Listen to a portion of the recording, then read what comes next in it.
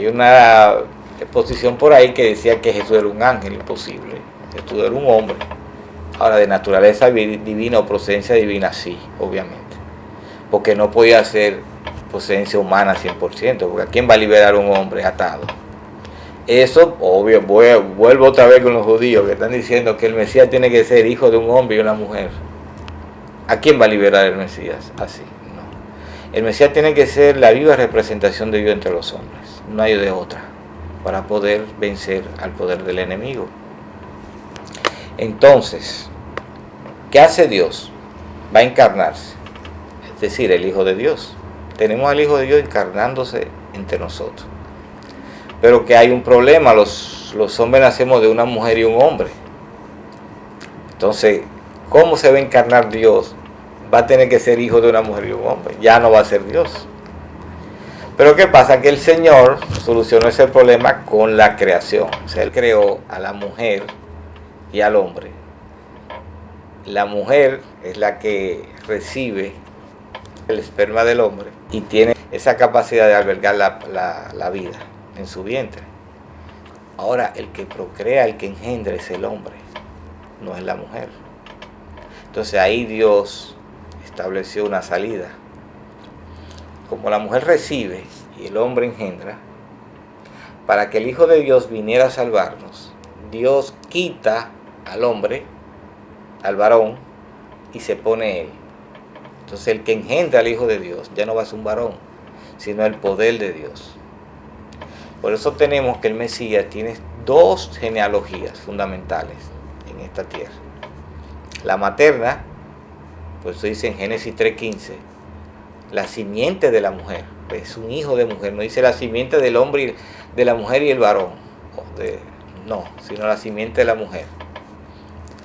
Pero también obviamente simiente de Dios. Si tiene la genealogía materna y la genealogía divina. Esto en la confección de ese ser que va a venir a salvarnos. Ahora Él va a venir entre humanos, entre hombres. Entonces, ¿qué pasa? Que el Señor, imagínese una doncella o una mujer virgen que sale embarazada. Usted sabe lo que va a pasar, sobre todo en aquellos tiempos. Para evitar problemas que incluso apedrearan a esa mujer, obviamente, el Señor establece una tercera genealogía, que es la paterna. Entonces ahora el Señor puede cubrir el asunto frente a los hombres. Así que el Mesías va a tener tres genealogías: la materna, la divina, y la paterna, como decir postiza, como le dice la gente. Esa genealogía va a venir a través de David. Así que tenemos las tres genealogías para el Señor: materna, divina, paterna. Cuando el Señor se manifiesta, entonces, fíjese que las dos genealogías, la materna y la paterna, era obviamente para recibir al Señor entre nosotros. Una vez Él está entre nosotros, ya no tienen razón de ser. Por eso el Señor se deshace de las dos genealogías. Fíjese que a los fariseos le hace una pregunta. Contésteme en esto. ¿De quién es hijo el Mesías? Oh, de David. Entonces el Señor le dice, ¿cómo que siendo hijo de David, David lo llama Señor? ¿Cómo puede ser David el Señor del Mesías si Él lo llama Señor? Un padre no puede llamar Señor a un hijo. Eso lo saben los judíos. O sea, ahí se trancó la cosa para los que están diciendo que el Mesías desciende de David. Es una descendencia paterna postiza. Porque en realidad el Señor es el Señor de David. El Señor hizo a David. El Señor es el creador de David. David no puede ser el Señor de su creador, imposible. Ven, por eso el Señor le hace esa pregunta. Igual entonces con María. Cuando van en un episodio y le dicen, mira, tu madre y tus hermanos te andan buscando. ¿Qué contestó el Señor? Miren, mi madre y mis hermanos son todo eso que hacen la voluntad de Dios. Ahí el Señor se despoja de la genealogía de María, porque el Señor es el Señor de María. O sea, más que hijo, humanamente hablando, pero espiritualmente hablando, era el Señor de María. O sea, María tenía al Señor en su vientre, a su Señor. Bien. Por lo tanto, María no podía ser la madre de Jesús, si Jesús es su Señor. Eso hay que entenderlo, hermano. Fíjese cómo en la cruz, ¿qué le dice el Señor a Juan? Juan, he ahí tu madre, madre, he ahí tu hijo.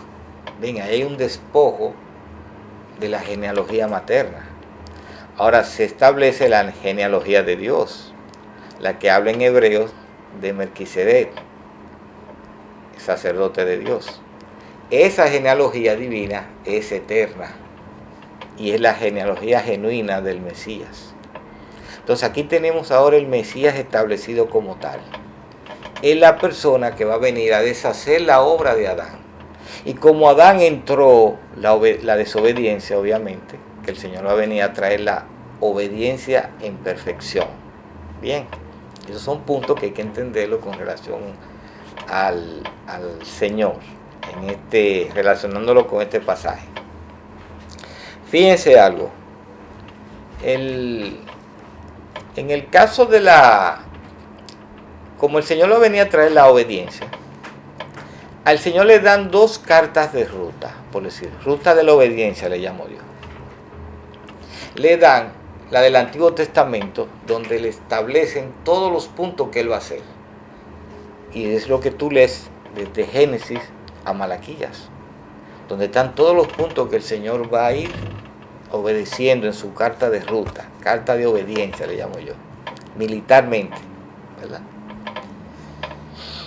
Va a venir se va a entrar en el vientre de una mujer, se va a someter a la mujer, a las leyes de la tierra, va a morir a la mitad de una semana después de ser bautizado, 7 años, a la mitad de los 7 años. Va a ser bautizado anunciado.